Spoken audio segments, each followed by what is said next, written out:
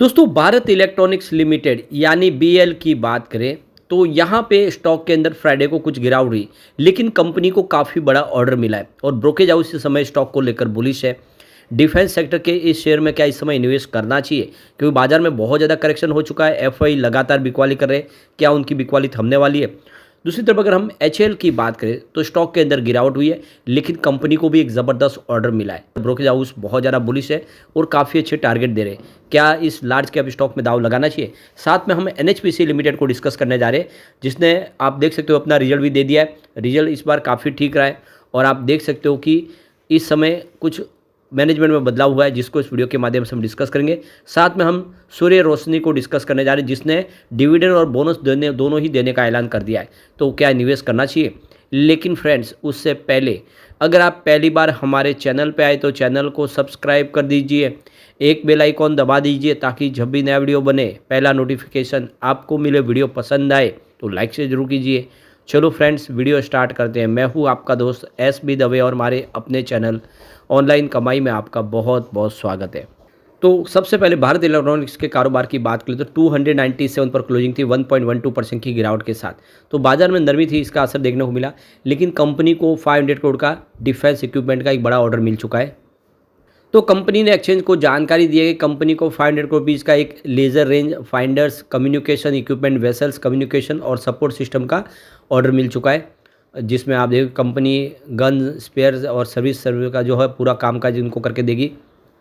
इस current financial year में अभी तक कंपनी को 8,194 करोड़ के ऑर्डर मिल चुके हैं और कंपनी की टोटल ऑर्डर बुक की बात करें तो 76,705 करोड़ की ऑर्डर बुक है। काफ़ी ज़बरदस्त कामकाज है और लगातार ऑर्डर मिल रहे हैं।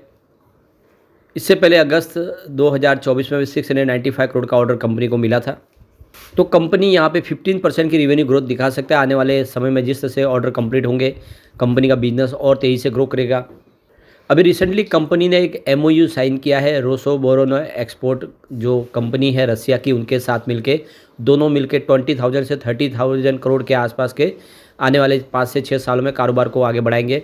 तो कवच सिस्टम भी कंपनी डेवलप करी है रेलवे के लिए, जो आने वाले समय इनका जो बिजनेस है उसको काफ़ी अच्छी गति प्रदान कर सकता है। ऐसे में एक अच्छा मौका है इसमें निवेश के बारे में सोचने का।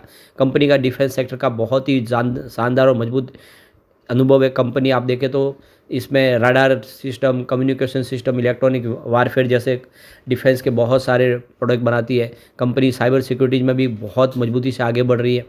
इसके अलावा कंपनी का नॉन डिफेंस सेक्टर में भी कामकाज बहुत अच्छा है, जिसमें आप देखें तो स्मार्ट सिटी, साइबर सिक्योरिटी और मेडिकल इलेक्ट्रॉनिक्स का कंपनी काम करती है और एक्सपोर्ट का बिजनेस बहुत अच्छा है कंपनी का। लगातार बहुत सारे प्रोडक्ट जो इस समय कंपनी एक्सपोर्ट कर रही है और इससे हम कह सकते हैं कि स्टॉक आज वाले में बेहतर कर सकता है। आईसीआईसीआई सिक्योरिटी ने इसमें बाइक रिकमेंडेशन की है।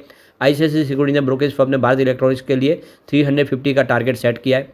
तो कुल मिला के देख लो कि इस समय ब्रोकरेज फर्म जो करंट लेवल से कह सकते हैं कि 17% का रिटर्न दे सकते हैं। तो कुल मिला के 8 नवंबर 2024 को 1.25% की गिरावट हुई थी और 296 के आसपास शेयर की प्राइस आ गई थी, लेकिन अब वो 350 तक जा सकता है, ऐसा आईसीआईसीआई सिक्योरिटीज़ का कहना है। अब हम चलते हैं हिंदुस्तान एरोनॉटिक्स लिमिटेड की तरफ, एचएएल की तरफ। 4,380 पर क्लोजिंग थी, 1.21% की गिरावट देखने को मिली। अब यहाँ पे एक बड़ी गुड न्यूज़ निकल के आ रही है। एचएएल लिमिटेड ने एक्सचेंज को जानकारी दी है कि एचएएल लिमिटेड को डोर्नियर 228 ट्रांसपोर्ट एयरक्राफ्ट का ऑर्डर मिला है। तो आत्मनिर्भर भारत के तहत यहाँ पे ये एयरक्राफ्ट कंपनी बना के देगी और लगातार एयरक्राफ्ट के काफ़ी अच्छे ऑर्डर कंपनी के पास आ रहे हैं। अब एचएएल को लेकर काफ़ी अच्छे टारगेट निकल के आ रहे हैं। Trade bulls securities brokerage firm ने देख सकते हो कि एचएएल में खरीदारी की सलाह दी है, उन्होंने बाइक रिकमेंडेशन की है और एचएएल के लिए यहाँ पे 4,550 रुपीज़ से लेके 4,600 का टारगेट सेट किया है और यहाँ पे उन्होंने 4,385 के आसपास स्टॉप लॉस लगाने की सलाह दी है। तो 4600 तक जा सकता है, यह ट्रेड बुल्स का कहना है। चॉइस ब्रोकिंग ने भी इस स्टॉक में बाय की रिकमेंडेशन की है। चॉइस ब्रोकिंग ने हिंदुस्तान एरोनॉटिक्स लिमिटेड के लिए 4,550 और फिर 4,600 के टारगेट दिए। तो कुल मिला के देख लो कि काफ़ी अच्छे टारगेट निकल के आ रहे। पिछले 6 महीनों में 13% का पॉजिटिव रिटर्न दिया और पिछले 1 साल में करीब 114% का ज़बरदस्त रिटर्न दिया है। ईयर टू डेट के हिसाब से एचएएल ने 54.97% का पॉजिटिव रिटर्न दिया है, लेकिन पिछले 5 सालों में 1054% का मल्टी बैगर रिटर्न दिया है। तो एचएल में एक अच्छा मौका है, ब्रोकेज हाउस बुलिश है। और अब देखिए कि डिफेंस सेक्टर के स्टॉक जो एक्सपोर्ट का कारोबार तेज़ी से बढ़ा है, जिसकी वजह से इनके शेयर में और तेज़ी आ सकती है। बहुत ज़्यादा करेक्शन हो चुका है, ऐसे में आने वाले समय तेज़ी की संभावना बन सकती है और इसीलिए इस समय ब्रोकेज हाउस इसको लेकर बुलिश है। चलते एनएचपीसी लिमिटेड की तरफ, तो 82.39 पर क्लोजिंग थी। 2.52% की गिरावट देखने को मिली, लगभग 2.5% के आसपास की गिरावट है। स्टॉक काफ़ी समय से दबाव में, 118 का इसने 2 बार हाई बनाया, लेकिन उसको टच करके वहीं से वापस नीचे हो गया स्टॉक और इस समय 100 को भी इसने तोड़ दिया और इस वजह से काफ़ी वीकनेस है। लेकिन कंपनी का बिजनेस बहुत अच्छा है, ब्रोकेज हाउस काफ़ी अच्छे टारगेट दे रहे हैं, आने वाले समय ये बेहतर कर सकता है। अब यहाँ पे जो बड़ी अपडेट निकल के आ रही है, एनएचपीसी लिमिटेड ने एक्सचेंज को जानकारी दी नोटिस के माध्यम से कि उनके जो 3 इंडिपेंडेंट डायरेक्टर है उनका कार्यकाल समाप्त हो चुका है और इस वजह से 9/11/2024 से उनका जो पीरियड खत्म हो चुका है, उनकी सेवाएं समाप्त हो चुकी है।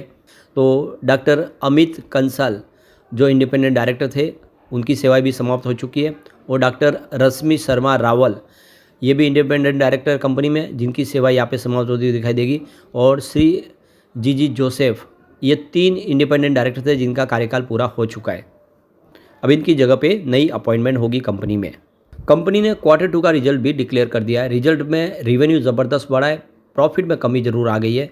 तो सितंबर 2023 में 3114 करोड़ के आसपास रेवेन्यू था, जो दिसंबर 2023 में गिर के 2550 करोड़ तक आ गया और मार्च 2024 में गिरते हुए 2320 करोड़ तक आ गया।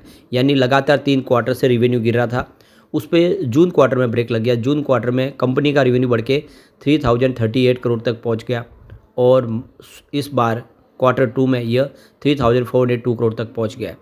तो देख सकते हो अब पिछले 2 क्वार्टर से रेवेन्यू फिर से बढ़ना शुरू हो चुका है और पिछले साल सेम क्वार्टर के मुकाबले इस बार काफ़ी अच्छा रेवेन्यू बढ़ा है और पिछले क्वार्टर से अगर कंपेयर करें Q1 से तो भी रेवेन्यू बढ़ा है। यानी रेवेन्यू इस बार काफ़ी बेहतर किया है, चाहे क्वार्टर ऑन क्वार्टर बेसिस पे देखें या ईयर ऑन बेसिस पे देखें।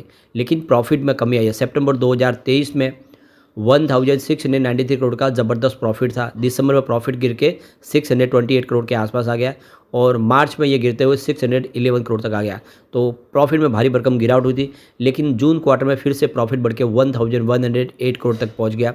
इस बार सितंबर में 1069 करोड़ का प्रॉफिट था। तो प्रॉफिट कम हुआ है, चाहे क्वार्टर ऑन क्वार्टर बेसिस पे देखें या ईयर ऑन बेसिस पे देखें। लेकिन अच्छी बात यह है कि अभी भी प्रॉफिट 4 डिजिट में, साथ में नेटवर्थ बढ़ रहा है। 2020 में 34,155 करोड़ के आसपास था, वो 2024 में 43,892 करोड़ तक पहुंच गया है। तो कंपनी की सेहत अच्छी है और कंपनी ग्रीन सेक्टर में तेज़ी से अपने कारोबार को आगे बढ़ा रही है। ऐसे में हम कह सकते हैं कि आने वाले समय स्टॉक बेहतर कर सकता है और बहुत ज़्यादा करेक्ट हो चुका है। ऐसे में आने वाले समय इसमें तेज़ी की संभावना बन सकती है।